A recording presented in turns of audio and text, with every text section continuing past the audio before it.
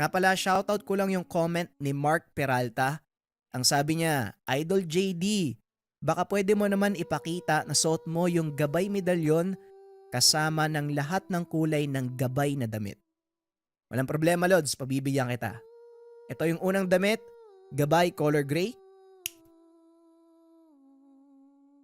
Ito naman yung susunod, gabay color black. Ito naman yung susunod, gabay color brown. At yung last color natin, gabay khaki. Ito na yung huling color ng gabay natin mga kabayan kasama ng gabay medalyon na merong mutya. Flash ko lang sa screen kung ano yung mga sangkap nito at ano ang bisa. Ilang beses ko nang pinaliwanag kung para saan ang gabay medalyon at gabay t-shirt. Malalim ang ibig sabihin ng simbolo na ito. Ito'y gabay sa pang-araw-araw nating buhay at sinamaan pa ng basbas ng Antingeros del Negros. Kasama din ang mga sangkap at isang lihim na sangkap na mutya. Sa lahat ng interesado, visit lang yung link sa comment section. Merong sasagot sa inyong lahat ng katanungan. Nga pala mga kabayan, naka-promo ngayon yung gabay t-shirt natin. Sa halagang 1,000 pesos, 3 t-shirts na kaagad yung pwede nyong mabili. Makakatipid kayo ng halos 500 pesos. Paano umorder? Mag-message lang sa Facebook page ng Likha. Nariyan yung link sa comment section. At dahil promo ito, sa FB page lang pwedeng umorder. Maraming salamat.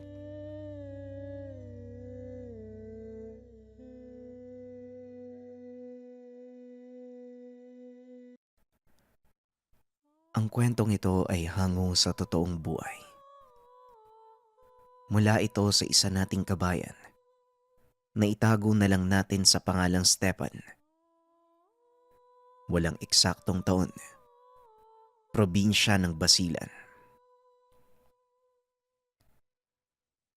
Nang mga panong ito, kasalukuyang naglilingkod bilang sundalo itong si Stepan. Pangatlo sa 4 na magkakapatid na lalaki. Tanging siya lang ang nagpasyang pumasok sa pagiging sundalo. Bagamat lahat silang magkakapatid ay pumasok sa seminaryo, pinili ng binata sa mga huling taon ng bokasyon, lumabas at maging kadet ng PMA. Nung una ay tutol ang kanyang mga magulang dahil pangarap ng mga itong magpari ang kanilang mga anak. Hindi naman sila binigo ng 3 pang kapatid ni Stepan. Sa katunayan, ang kuya nito na itago na lang natin sa pangalang Alex, na ordinahan bilang pare at naglilingkod bilang kura paroko ng kanilang bayan. Habang ang 2 kapatid patuloy sa pag-aaral sa loob ng seminaryo, nasa 3 taon ng pagiging kadet itong si Stepan nang mangyari sa kanya ang hindi pangkaraniwang kaganapan. Kakatapos lang ng kanilang pagsasanay sa paghawak ng baril at kasalukuyang nag-aayos ng mga kagamitan. Aksidenteng nabitawan ng isa sa mga kasama ang dalang sandata. Pumutok ito at tinamaan sa leeg si Stepan. Dali-daling isinugod sa ospital ang binata. Kaso nga lang nag-aagaw buhay na ito nang dumating sa pagamutan. Nang mga sandaling iyon, ramdam na ng binata na hindi na siya magtatagal dahil sa dami ng dugong nawala sa kanya. Unti-unti nang nakikita ng binata ang liwanag at dahan-dahang nawawala ang mga tinig ng taong nakapaligid sa kanya. Hanggang sa tuluyan na maging itim ang kapaligiran. Ilang minuto lang ang nakalipas, idinilat ni Stepan ang mga mata. Nakita ang sariling nakatayo sa isang napakagandang hardin. Napangiti ang binata dahil alam nitong patay na nga siya. Naglakad ang binata paikot at may nakasalubong siyang isang tao. Nababalot ito ng liwanag, nakatumbas ng araw sa tanghaling tapat. Handa ka na bang pumasok? Bakit parang nag-aalinlangan ka? Tanong ng lalaki. Napalingon sa pinanggalingan ang binata. Nakita nito ang gintong trangkahan. Nakabukas pa din ito, na tila nag-aantay na may pumasok o lumabas. Naguguluhan po ako. Ang alam ko, tapos na po yung buhay ko sa mundo eh. Pero bakit? Parang nagdadalawang isip akong pumasok sa pintong yan. Tugon ni Stepan. Sabihin mo sa akin, ano ba sa tingin mo ang pumipigil sa'yo upang tumawid? Wika ng lalaki. Yung mga pangarap ko eh. Yung mission ko. At saka yung mga mahal ko sa buhay. Sa tingin ko, itong mga bagay na to ang pumipigil sa akin. Wika ni Stepan. Kung ganon, ano ang mas mahalaga para sa'yo? Ang pumasok sa kaharian ng langit o ipagpatuloy at tapusin ang nasimulan mo? May pagkakataon ka ng mamuhay ng walang sakit. Pero ang tanong ko sa'yo, handa mo bang piliin ang buhay na to o ang buhay na iniwan mo sa mundo? Pag-uusap ng dalawa. Nang mga sandaling ito, nagbalik kay Stepan ang dahilan kung bakit niya piniling maging sundalo. Ito ay para makapaglingkod sa bayan at may pagtanggol ang mga mahihina. Sa ngayon, pipiliin ko yung pagpatuloy ang nasimulan ko. Tugon ng binata. Kagad sumenyas ang lalaki at itinuro ang gintong trangkahan. Kung ganon, tahakin mo ang daang yan para makabalik ka sa pinanggalingan mo. Hindi pa ito ang oras para umuwi ka sa ama dahil may mga pumipigil pa sa'yo. Gawin mo ang nararapat. Tuparin mo ang pangako sa sarili at patunayan na karapat dapat ka sa kaharian ng Diyos. Matapos magsalita ng lalaki ay kagad itong naglaho. Muling nabalot ng nakakabulag na liwanag ang binata. Naramdaman nito ang matinding pananakit ng ulo. Unti-unting idinilat ni Stepan ang mga mata. Nakita ang mga kapatid at magulang. Ramdam din nito ang tubong nakasaksak sa lalamunan. Naubo ang binata, kaya dali-daling tumawag ng doktor ang kanyang ama. Stepan, anak, mabuti naman at bumalik ka. Nagpapasalamat ako sa Diyos at dininig niya ang panalangin ko. Wika ng ama. Naitago na lang natin sa pangalang Mang Nelson. Bagaman hindi pa gaanong makapagsalita, pinilit ng binata ang sariling tumugon sa sinabi ng ama. May mission pa po kung dapat tuparin, tay. Hindi pa ako nagsisimula. Kaya kailangan kong bumalik para mangyari yun. Wika ni Stepan.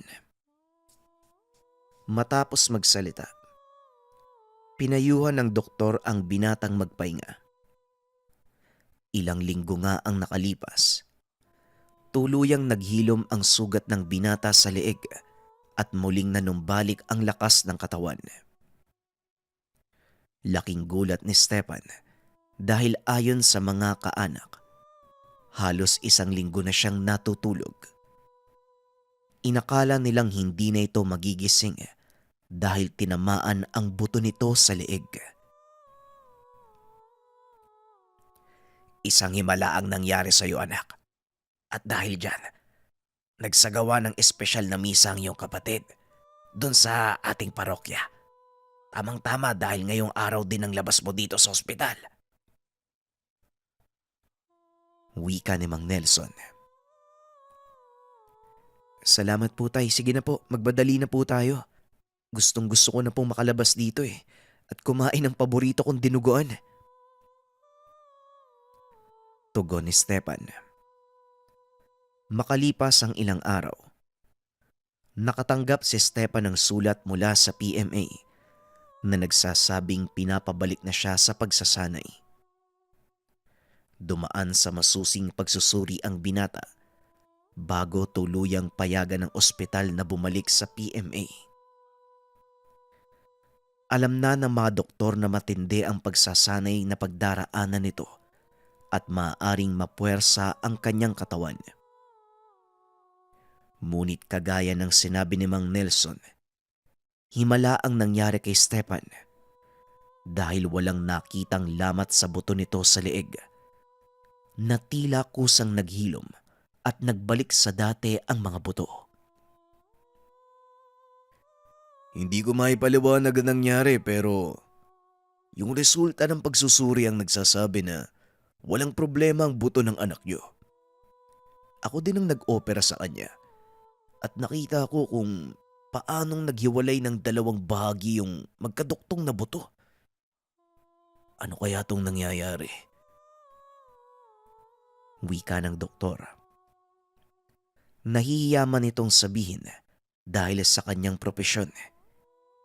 Inamin nga ng doktor na isang himala ang nangyari kay Stepan. Isang malinaw na manifestasyon ng Diyos ang nangyari sa iyo, Stepan. At bilang pare, sinasabi kong himala ang kaganapan. Pero ang tanong, ano kaya ang dahilan niya? Tanong ng nakakatandang kapatid ni Stepan na itago na lang natin sa pangalang Arnulfo. Kung ano man yun kuya, Padre Arnulfo, siya lang po yung nakakaalam eh. Sa ngayon magtiwala na lang po tayo sa kanyang mga plano. Tugon ni Stepan. Ipinagpatuloy nito ang pagiging sundalo at sa loob ng 1.5 taon, nagawa niyang makapagtapos ng ranggong tenyente. Kagad ipinadala ang binata sa isang bahagi ng Mindanao na noon ay talagang nagkakagulo dahil sa mga rebeldeng gustong iwalay ang Mindanao sa bansa. Kakagraduate mo palang anak sasabak ka na kaagad ng gera. Pero wala naman ako magagawa dahil ito ang tawag ng tungkulin mo. Mag-iingat ka ha. Naway gabayan ka ng Diyos. Wika ng ama bago ito tuluyang umalis ng tahanan. Huwag po kayo mag-alala tay. Alam kong hindi ako papabayaan ng Diyos. Ito po yung mission ko At alam kong Diyos ang naglagay sa akin sa ganitong buhay. Magtiwala po tayo sa Kanya. Sige na po, kailangan ko na pong umalis. Madaling araw yung alis ng sasakyan papunta sa Mindanao. Tugon ng binata. Ito ang unang misyon ni Stepan. Medyo kabado siya dahil ito rin ang unang beses na maaari siyang makapatay ng kapwa kung sakali. Tiniente, unang misyon mo to no? Halatang kabado ka Nga pala, ako si Raimundo. Wika ng kasama ni Stepan. Kasalukuyan silang nakasakay sa eroplano papunta sa Basilan. Aminado ang binatang nakakaramdam siya ng takot. Oo Raimundo, ito yung una kong misyon Medyo tama ka, kinakabahan nga ako pero ayos lang. Nasa tabi ko naman ng Diyos Alam kong hindi niya tayo papabayaan. Tugon ng binata. Ilang sandali lang ay binigay na ng piloto ang hudyat ng kanilang pagtalon. Dali-daling nagsipagtayuan ang mga sundalo at kanya-kanyang pwesto sa pinto ng eroplano. Isa-isang tumalon ang mga ito.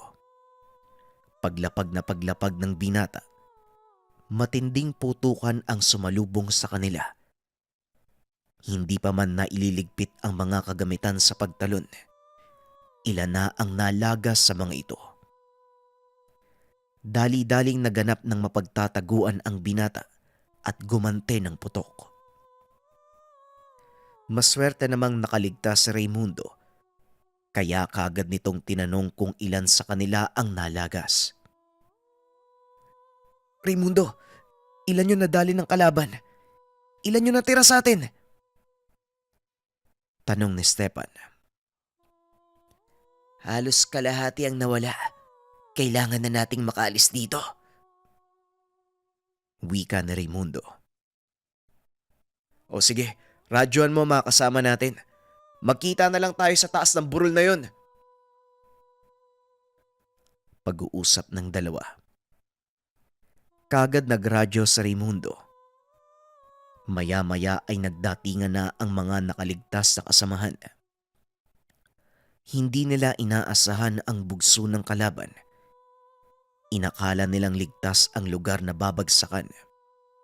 Kaso nga lang nalaman ng mga kalaban ang kanilang lokasyon bago pa sila makarating. Sa palagay ko, mahihirapan tayong makaligtas dito, Tenyente. Pangalawang beses ko nang mapunta sa lugar na to at kabisado ko ang paligid. Sa ngayon, ligtas tayo sa kinaroroonan natin. Pero hindi tayo makakaalis dito dahil napapaligiran ng kalaban ng lambak na ito. Wika ni Raimundo. Kitang-kita na ang pagkadesperado sa mukha ng mga kasamahan, kaya pilit silang pinapalakas ni Stepan. Mga kasama, alam kong hindi natin inaasahan ang pangyayaring to. Ngunit kasama ito sa sinumpaan nating tungkulin. Wala na tayong magagawa kung hindi makipagbakbakan sa mga kalaban. Kailangan nating makaligtas. Naitawag na sa kampo ang ating lokasyon at anumang oras may darating na tulong. Sa ngayon magpakatatag kayo at magtiwala sa Diyos. Wika ni Stepan. Sumang-ayon naman ang mga kasama at sinunod ang kanyang mga utos. Naglalakad ng marahan ang mga ito sa masukal na bahagi ng lugar nang biglang magpakita ang mga kalaban. Saktong nasa unahan si Raimundo at Stepan, kaya sila ang unang sumalon ng mga putok mula sa mga kalaban. Dali-daling hinila ng binata si Raimundo at niyakap upang saluhin ng tama. Napasigaw ang ilan sa mga kasamahan dahil alam nilang tadtad na ng bala ang katawan ni Stepan. Ilang sandali ang nakalipas. Biglang umulan ng bala mula sa mga eroplano ng militar. Laking pasasalamat ng mga sundalong naroon dahil alam nilang ligtas na sila. Dali-daling hinila ng mga kasamahan sina Raimundo at Stepan. Laking gulat ng mga ito dahil walang sugat ang dalawa. Ayos lang ba kayong lahat? May mga nasugatan ba sa inyo? Tanong ni Stepan. Pambihira. Ikaw ba talaga yung nagtanong ng ganyan? Ikaw nga tong sumulo ng bala para sa amin. Tugon ni Raimundo. Wala akong tama. Hindi ko din alam kung anong nangyari. Pero hindi na mahalaga yun. Magpasalamat tayo sa Diyos dahil walang nalagas pa sa atin. Muling wika ni Stepan. Kagad na silang umalis ng lugar. Pagkarating sa kampo, inusisa ng opisyal ang binata. Tinanong ito tungkol sa mga detalye ng kaganapan at kung paano silang nakaligtas. Habang nagpapaliwanag ang binata, paikot-ikot ang opisyal sa kanyang kinakatayuan. Nanlaki ang mga mata nito dahil nakita ang mga butas sa uniforme ng binata. Alam ng opisyal na mula sa bala ang mga ito. Tenyente, magsabi ka nga ng totoo. Anong nangyari doon? Bakit puro butas ng bala ang uniforme mo? At karamihan sa mga ito, sa bandang puso mo pa. Paano ka nakaligtas? Tanong ng kolonel. Hindi ko rin po alam eh. Pero magpasalamat na lang po tayo na ligtas kami nakabalik. At halos kalahati sa amin yung nalagas eh. Tugon ng binata. Hindi nito inaasahan ang susunod na sasabihin ng kolonel. Alam mo bang kasalanan mo ang nangyari? Kung hindi dahil sa'yo, hindi mamamatay ang mga kasama mo. Unang misyon mo, palpak na kagad. Hindi ka karapat dapat sa ranggo mo. Wika ng kolonel. Biglang natahimik si Stepan. Inisip nitong mabuti kung paanong nabunton sa kanya ang sisi. Teka, sandali lang kolonel. Sumunod lang kami sa binigay na direksyon ng piloto. Tumalon kami sa eksaktong lugar na nakalagay sa mapa. Paanong nabunton sa akin yung sisi ngayon? Hindi ba dapat sa departamento nyo mga namumuno dito sa kampo nagmumula ang utos? Parang ako pa yung sinisisi nyo sa pagkamatay ng mga kasama ko. Tugon ng binata. Tinutukan siya ng baril ng kolonel at muling nagsalita. Alam mo bang ang pagsagot sa opisyal ay isang malaking pagkakamali? Pwede kitang barilin ngayon eh. Kaya wag na wag mong kwestiyonin ang investigasyon namin dito sa kampo. Kabago-bago mo pa lang, ang lakas na ng loob mong pagsalita na ako ng ganyan.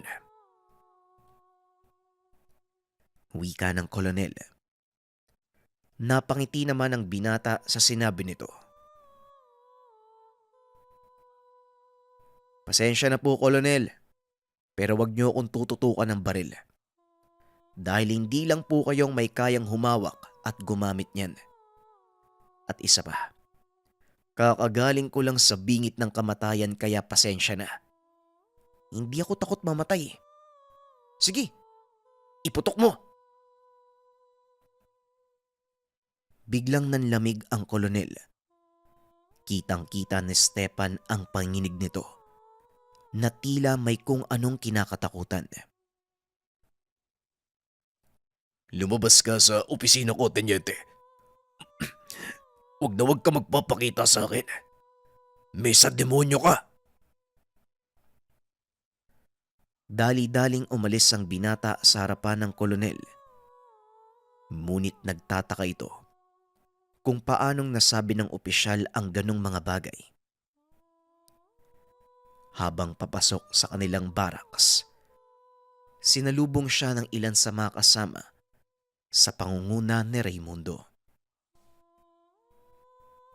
Tenyente, anong nangyari? Bakit ka pinatawag ni Kolonel? Tanong ni Raimundo. Kinausap niya lang ako tungkol sa nangyari. Biruin mo, sa akin binubunton yung sisi. Tugon ng binata. Ay naka, normal sa ganitong lugar ang mga ganyang pangyayari. Naguhugas kamay ang matataas na opisyal. Nakuntutusin, nakaupo lang sila sa kampo. Samantalang tayong mga bababa ang ranggo, andun, nakikipagpatayan sa mga rebelde. Muling wika ni Raimundo. Kagad naman itong inawat ni Stepan sa takot na maaaring may makarinig at mapahamak ito. Huwag ka masyadong maingay.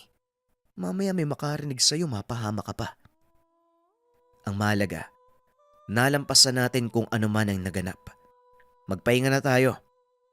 Paniguradong masakit pa ang mga katawan nyo. Pupuntahan ko na lang ang mga nalagas nating kasamahan. Tugon ng binata. Ngunit laking gulat nito. Dahil nang pumunta siya sa impermarya ng kampo, hinahakot palabas ng mga kasamang sundalo ang mga bangkay. Teka, sandali lang. Saan nyo dadalhin yung mga bangkay na yan? Tanong ni Stepan. Pinagpautos kasi ng kolonel na sunugin sila. Wala na po kami magagawa, tenyente. Sumusunod lang po kami sa utos. Tugon ng kausap. Dali-dali namang pinuntahan ng binata ang kolonel na nooy nakikipag-usap sa telepono. Hindi tumuloy sa pagpasok ang binata.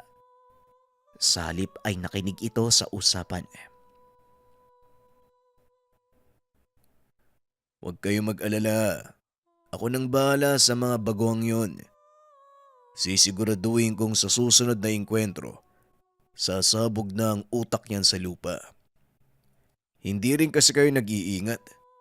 Dapat pinabagsak nyo na lang ang eroplano. Ayan tuloy nakaligtas pa. Mukhang may sa demonyo yata yung lintik na to eh. Wika ng kolonel. Inantay ni Stepan na ibaba ng opisyal ang telepono bago kumatok. Hindi ito nagpahalatang narinig niya ang lahat. Walang kaalam-alam ang opisyal na nakabukas ang radyo. Kaya narinig ito ng lahat doon sa kampo. O tenyente, bakit ka nandito? Hindi ba sinabihan kita na huwag magpakita sa akin? Tanong ng kolonel. Pasensya na po. Alam kong opisyal kayo sa basing ito at wala akong magagawa kung hindi sumunod sa utos niyo. Kahit gaano pa ka baluktot. Pero sa nakikita ko, mukhang may hindi tama dito ah. Tanong ni Stepan. Anong ibig mong sabihin? Pinagbibintangan mo ba akong nagtatraidor? Malaking paratang yan, tenyente. Kailangan maging maingat ka sa mga sasabihin mo. Wika ng kolonel. Masyado ka nagdidepensa. Wala naman akong sinabi ng tatraidor ka. Sa bunganga mo mismo lumabas yan. Pero hindi yan ang pinupunto ko dito. Anong gagawin mo sa mga bangkay ng kasamaan ko? Bakit mo ipinag-uutos sa sunugin? Tanong ni Stepan. Ayun ba? Masyado nang magastos kung ibabiyahe pa sila pabalik sa pamilya nila. At isa pa, ayokong gumawa ng paliwanag sa mga ginawa mong kapalpakan. Dapat ka magpasalamat ka pa sa akin. Pinagtatakpan ko ang kasalanan mo. Wika ng kolonel. Pinagtatakpan mo ako. O pinagtatakpan mo ang katraidoran mo. Kolonel Bautista, narinig ko ang pakikipag-usap mo sa telepono. Kasabot ka sa nangyari sa amin. Hindi mo yun maikakaila. Pag-uusap ng dalawa. Kagad kinuha ni Stepan ang radyo sa kanyang bulsa.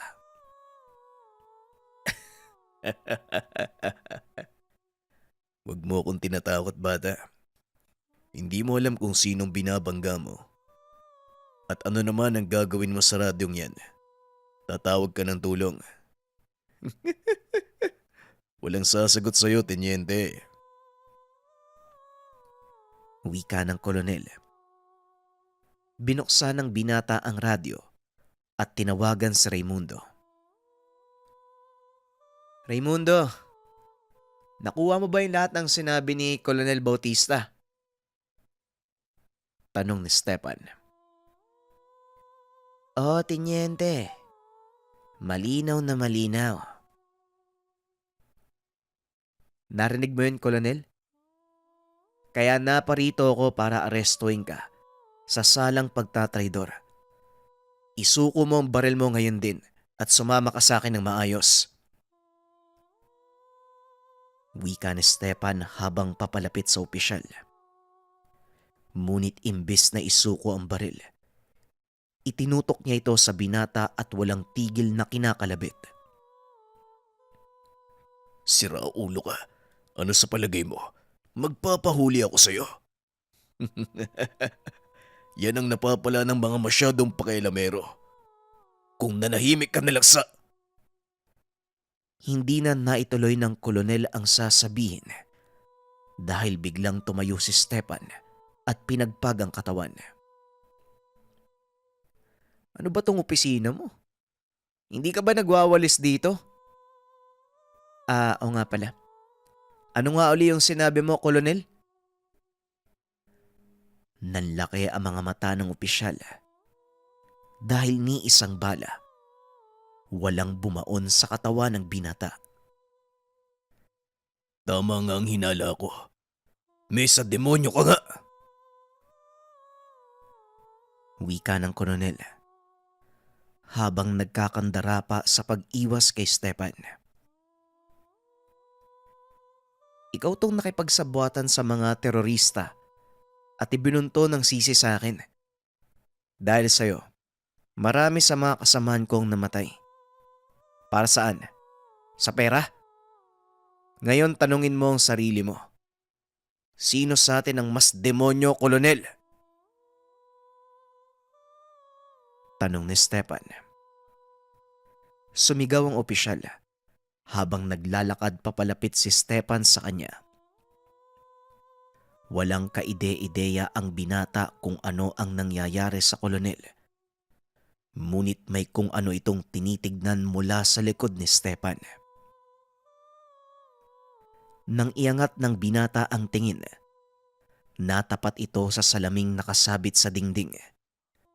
Nanlaki ang mga mata ng binata dahil isang itim na figura ang nakita. May pakpak na parang anghel. Kulay itim ang kasuotan at may hawak na karet sa kanang kamay at timbangan naman sa kaliwa. Napalunok ng laway ang binata, ngunit pinili nitong maging kalmado sa harapan ng kolonel. Nakatitig lang ito sa nanginginig na opisyal nang bigla nitong marinig ang boses ng nilalang. Hindi mo na mapipigilan ng tadhana niya, Stepan. Siya ang nagdala nito sa kanyang sarili. Naparito lang ako para sunduin at timbangin ang kanyang puso. Hindi na tumagon pa si Stepan dahil alam nito ang nilalang na nasa likod. Walang iba kung hindi ang arkanghel ng kamatayan. Hindi mo ako mahuhuli ng buhay, tenyente! Wika ng kolonel. At saktong pumasok si na Raimundo, kagad namang binaril ng opisyal ang sarili. Anak ng naloko na, tenyente. Paano na yan? Ano nang gagawin natin? Tanong ni Raimundo. Hindi na mahalaga ang taong yan, Raimundo. Ang mahalaga, na-record mo yung pinag-uusapan namin. Tugon ni Stepan. Oo, tenyente. Nakuha ko lahat. Wika na Raimundo at kaagad silang tumawag sa Maynila upang makapagpadala ng mga taong mag-iimbestiga ng nangyari. Ipinadala ang kapalit ng kolonel. Nang mga sandaling iyon, kausap ni Stepan ang isang general. Kaibigan nito ng kanyang ama. Sa ngayon, ikaw ang pinakamataas na opisyal dito sa kampo. Ikaw muna ang mamahala. Ipadala mo ang mga labi ng kasamahan mong nalagas sa laban nang mabigyan ng maayos na libing. Sa loob ng 1 linggo, personal akong babiyahe papunta dyan para pangasiwaan ng lahat. Habang wala ako, ikaw muna ang bahala.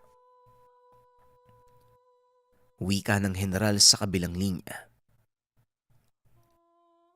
Wala pong problema, ako na po munang bahala dito. Pero kakailanganin ko ng dagdag na tao. Kakaunti na lang kaming natitira eh. Maaaring hindi namin kayanin kung sakaling salakayin kami ng mga kalaban. Tugon ni Stepan. Naunawaan ko. Pero ang pinakamalapit na himpilan ay higit 60 kilometro at hindi maaaring dumaan ang mga sasakyan nating panghimpapawid sa lugar. Alam mo naman ang nangyari, hindi ba? Kung pupunta sila dyan, kailangan nilang maglakad ng 2 araw. Muling wika ng General. Wala namang magagawa si Stepan kung hindi antayin ang mga ito. Sige po, mag-aantay na lang po kami. Maraming salamat po. Tugon ng binata. Sa ngayon, manalig kayo sa Diyos at manatiling nakabantay sa anumang pagsalakay. Sige na, may mga bagay pa akong kailangang asikasuhin.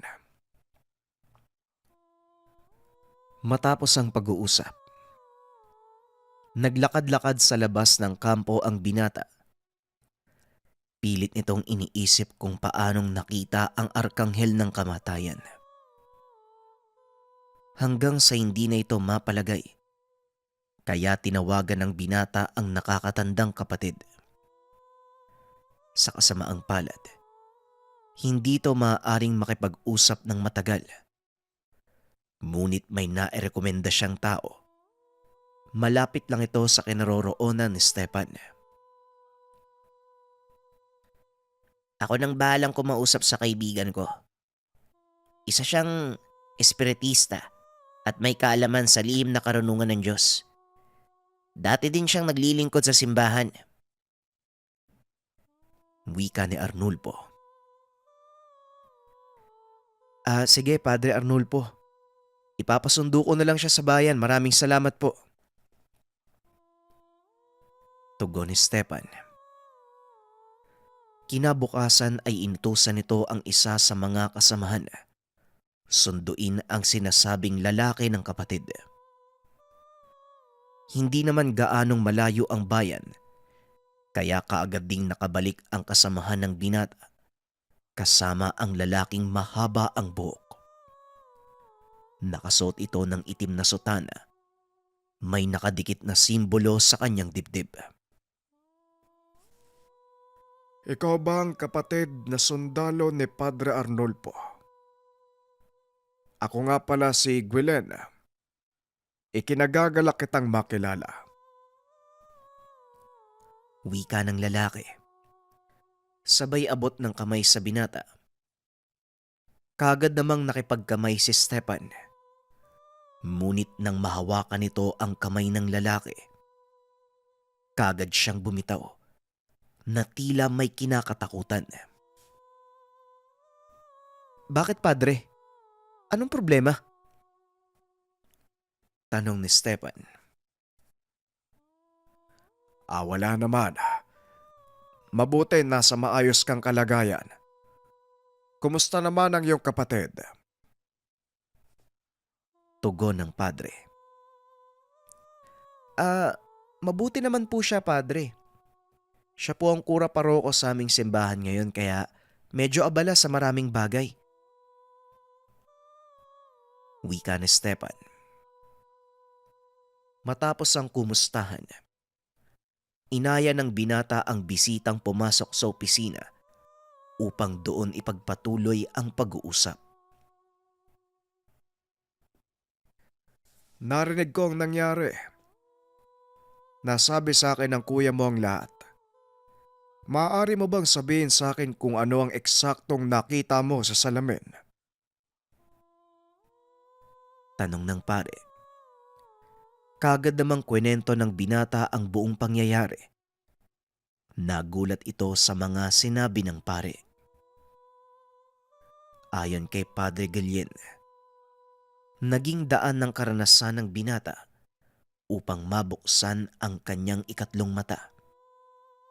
Ito ang pangunahing dahilan kung bakit may kakayahan siyang makakita ng nilalang na hindi nakikita ng pangkaraniwang mga mata. Ngunit hindi lang ito ang obserbasyon ng pare. Nakita ng binata ang isang mataas na uri ng celestial, kaya alam niyang may mas malalim pang dahilan sa mga nangyayari. Sa ngayon, ito lang ang paliwanag ko sa mga nangyayari sa iyo. Maaaring nabiyayaan ka ng kakaibang kakayahan nung kamuntikan ka ng mamatay. Wika ng pare. At dagdag pa nito, ang kakayahang espiritual ng isang tao ay kadalasang nagigising sa mga pagkakataong nalalagay sa peligro ang buhay, o hindi kaya naman kung makakaranas ito ng tinatawag na near-death experience. Ngunit kung titignan, higit pa sa espiritual na kakayahan ang nagising sa binata, dahil nagawa nitong makita ang mga celestial na nilalang, nagkaroon siya ng kapangyarihang hindi tabla ng bala. Hindi ko din po alam, Padre. Pero malakas po kasi ang pananampalataya ko sa Ama. Alam kong hindi niya ako papabayaan, kaya wala po akong pag-aalinlangan sa mga ginagawa ko. Wika ni Stepan. Mabuti naman kung ganon. Alam mo, sa totoo lang, Stepan, nanghihinayang ako dahil hindi mo tinapos ang pagpapare. Pero ganun pa man masaya ko. Dahil dininig mo ang tawag ng tungkulin sa bayan. At sigurado, ito ang kalooban ng Diyos para sa iyo.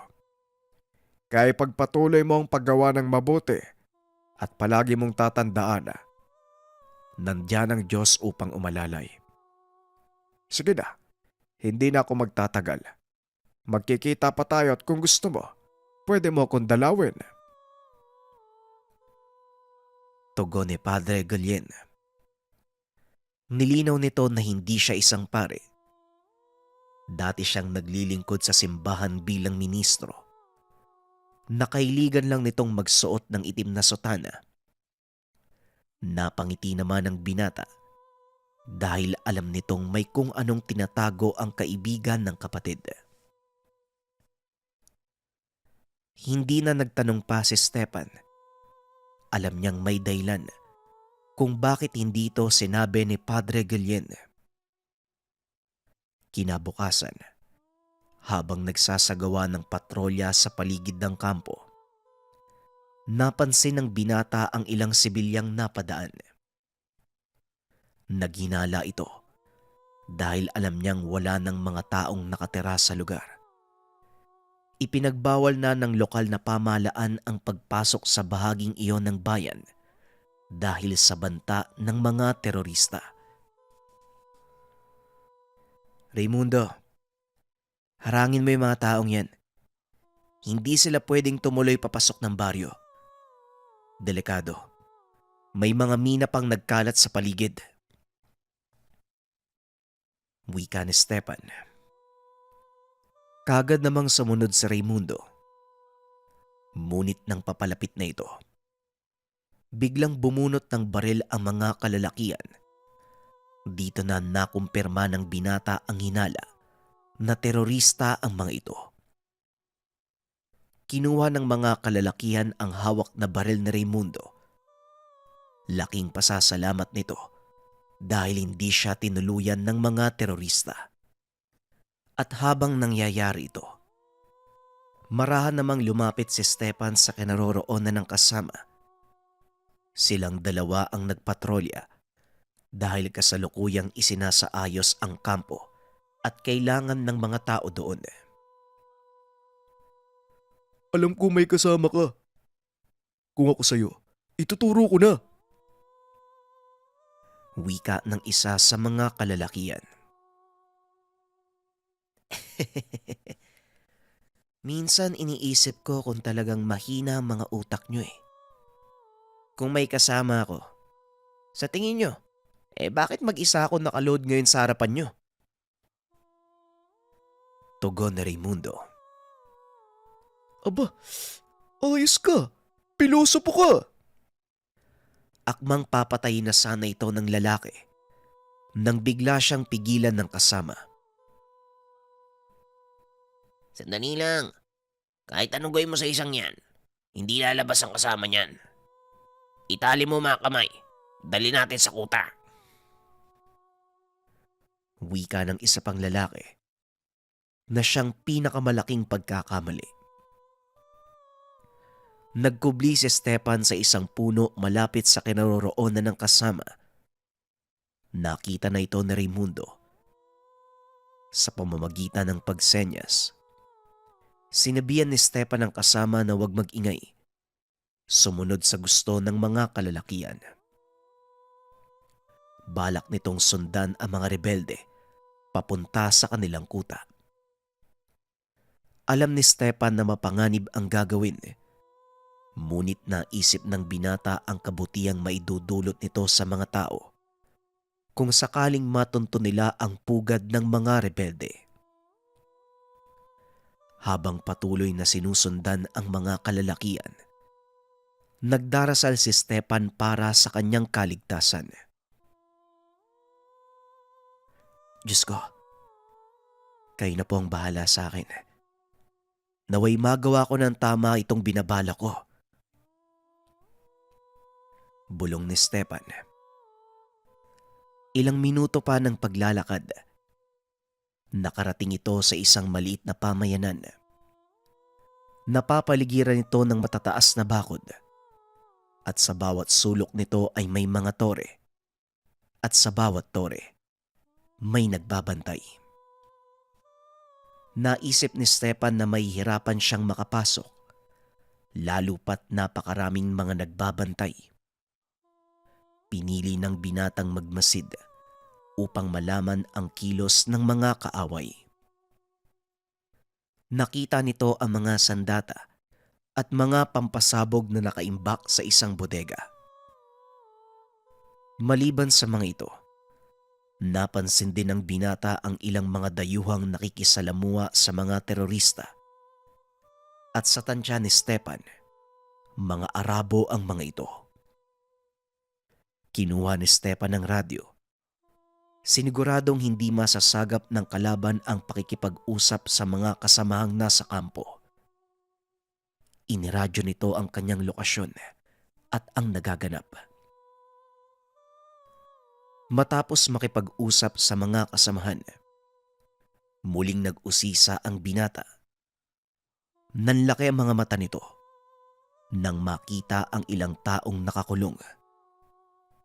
Bagyang lumapit ang binata sa lugar upang marinig ang usapan. Alam nito na may mga dinukot na turista ang mga kalaban. Napagtanto ni Stepan na dito dinadala ang mga bihag.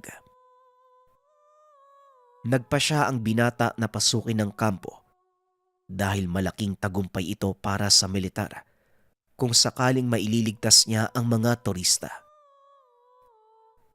Maliban pa dito, alam ni Stepan na walang magagawa ang pakikipagnegosyohan ng pamahalaan dahil papatayin din nila ang mga bihag sa oras na makuha ang kailangan. Nang mga sandaling ito, kumpleto sa kagamitan ang binata. Mataas din ang kakayahan nito sa paggamit ng baril. Pumwesto ang binata sa mataas na lugar at saktong nagsasanay sa pagbaril ang ilan sa mga rebelde. Kinuha ni Stepan ang pagkakataong iyon para isa-isa niyang patumbahin ang mga nagbabantay sa tore. Walang nakapansin sa mga kalaban na unti-unti silang nauubos. Isa sa mga talento ni Stepan ang husay sa paggawa ng taktika pagdating sa mga paglusob. Bagaman ito ang unang pagkakataon, masusubukan ng binata ang kakayang iyon. Panatag siyang magtatagumpay dahil wala naman itong pinagkaiba sa mga pinagdaanang pagsasanay. Yun nga lang totoo ang bala at kalaban ang kakarapin, kaya maingat itong kumilos.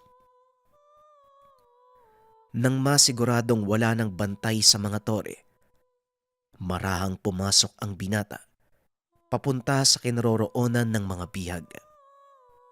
Nasa gilid lang ito ng bakod, kaya naman madali siyang nakagawa ng daanan papasok sa mismong kulungan. Sumenyas ito sa mga bihag na tumahimik at isa-isang pinalabas sa ginawang butas sa pader. Matapos ay sinabihan niya ang mga ito, pumasok sa kagubatan at magtago. Sunod na ginawa ni Stepan, hinanap si Raimundo. Nakita niya itong nakatali sa isang sulok. Lamog na ang katawan dahil sa bugbog. Nakakubli si Stepan sa nakasalansan na kahon. Nang biglang marinig na nagkakagulo ang mga kalaban, napansin ng mga ito ang nangyayari. Nakita ang bangkay ng mga kasama. Dito na nagsimulang tumakbo ang oras para kay Stepan. Dali-dali siyang lumapit sa kinaroroonan ni Raimundo. Laking gulat nito nang makita ang binata. Sinasabi ko na nga ba ikaw yan eh. Ayos ka talaga, tenyente. Wika ni Raimundo. Huwag kang maingay.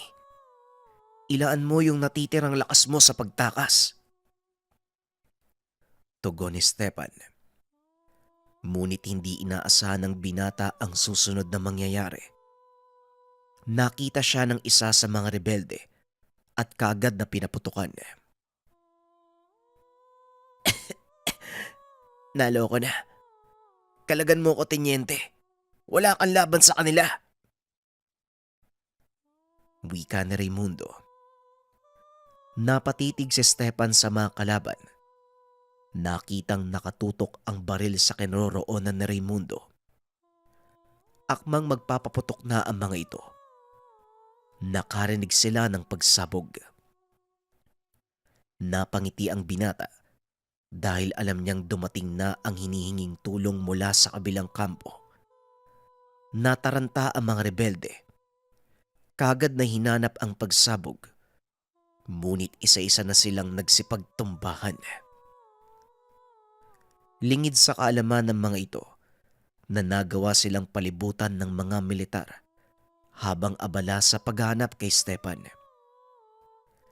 Kinuha ng binata ang pagkakataong iyon upang kalagan ang mga tali ni Raimundo.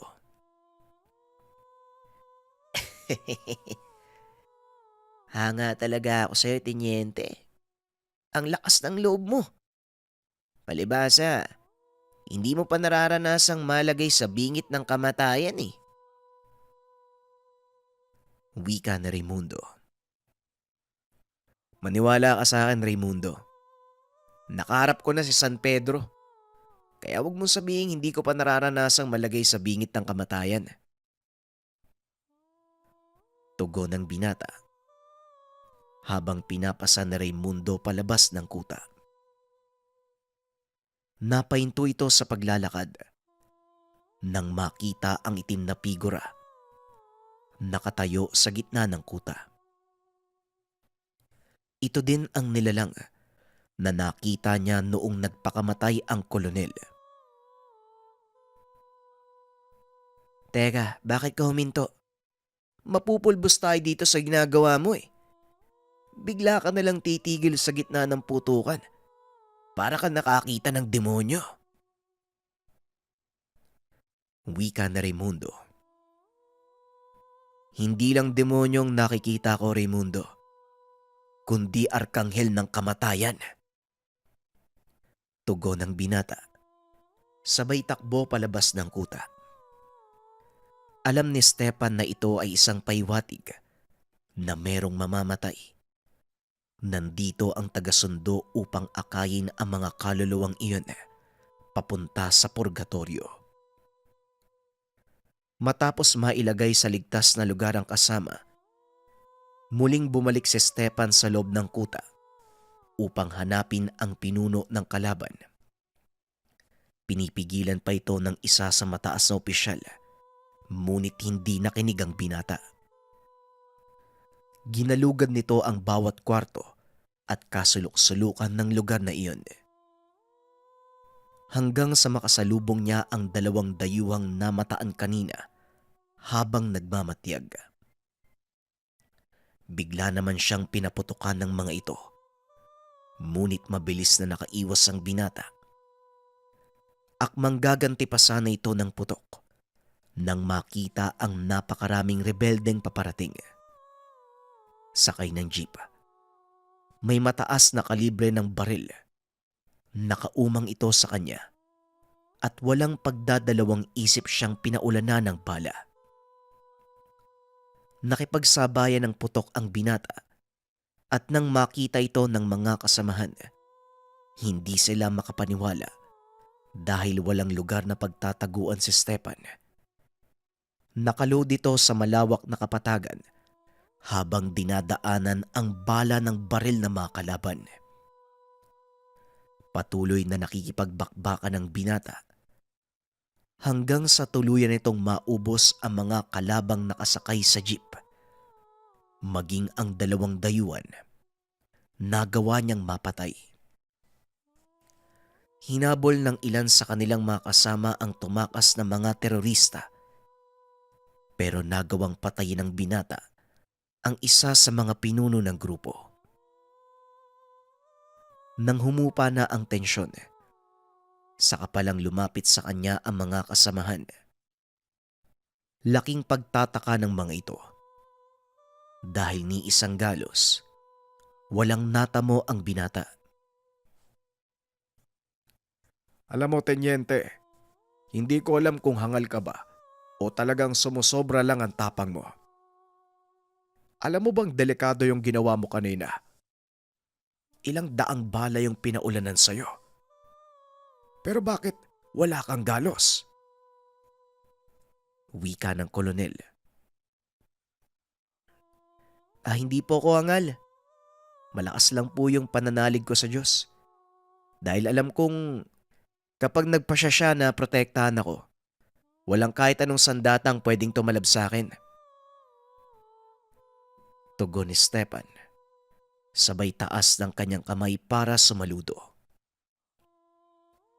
Napag-alaman din ito na ang dalawang dayuhang napatay, kasapi ng international na teroristang nagpopondo sa mga lokal na rebelde.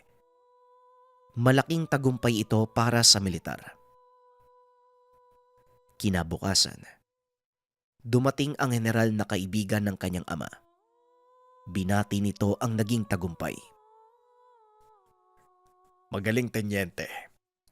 Nagawa mong mapatay ang high-value target. Bukas, darating ang operatiba mula sa Estados Unidos para kunin ang bangkay nila. Pero maiba ko. Narinig ko mga usap-usapan sa laban kahapon. Ano itong sinasabi nila na hindi ka tinatabla ng bala? Dahil ba dyan sa suot mong kwintas? Napakamot ng ulo ang binata. Nagulat din ito sa suot na kwintas. Bigla itong dumating sa kanya. Alam niya sa kanyang sarili, ni minsan ay hindi siya nagsuot nito. Ngunit magpasaganon pa man, hindi niya ito pinalata sa kausap. Wala po yun. Nagkataon lang po siguro na hindi ako matamaan. At ito pong kwintas ko, wala po to. Napulot ko lang.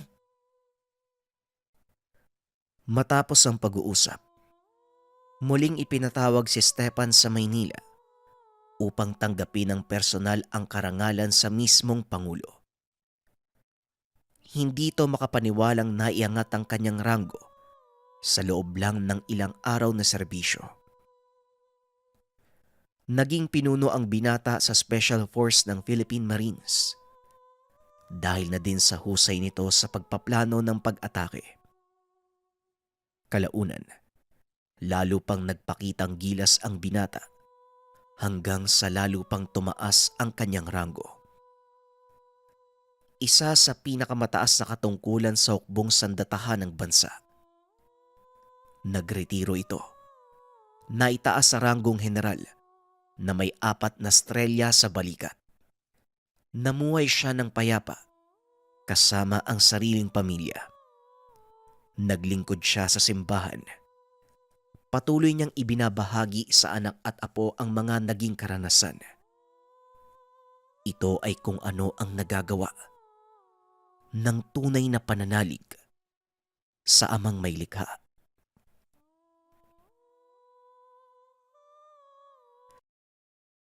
Opinyon para sa kwento, ano? Iba talaga yung nagagawa ng totoong pananalig sa amang may likha. Kung mapapansin natin sa kwento, sa kabuuan naman, talagang yung pananalig niya yung nagdala sa kanya sa bawat tagumpay at kung paano niya nalagpasan ang bawat problema. Pero sa palagay niyo, ano kaya yung biglaang suot niyang kwintas?